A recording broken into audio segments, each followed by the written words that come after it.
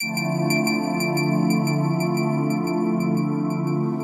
day, my name is Mark Malore. I'm here at the Malore Law Firm in Riverside, California. We specialize in real estate business, construction litigation. We also do bankruptcy and, of course, corporate formation. That's what I'm here to talk to my clients in Fontana about today, is the formation of business entities, in particular corporations.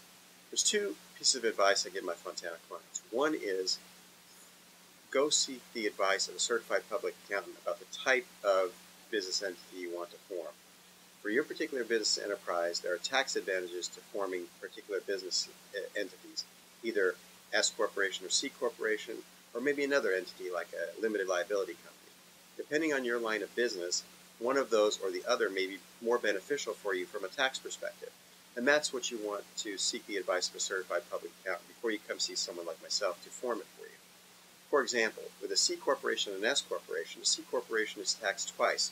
Once at the corporate level, when the income flows, and the corporation will pay the tax, and secondarily at the individual level, when the income flows through the corporation to the individual will pay tax on that, hence double taxation. Whereas an S corporation, the tax is only singular. In other words, the S corporation is like a partnership where the income flows through the corporation and then directly to the individual, so the individual is taxed once. There are some deductions that can only be deducted from a C versus an S, and those are the issues that you want to talk about with your CPA in order to determine which one is best for you. Now, assuming you have that information, you can come see someone like myself, we can form that for you. The next thing you need to think about is personal liability protection.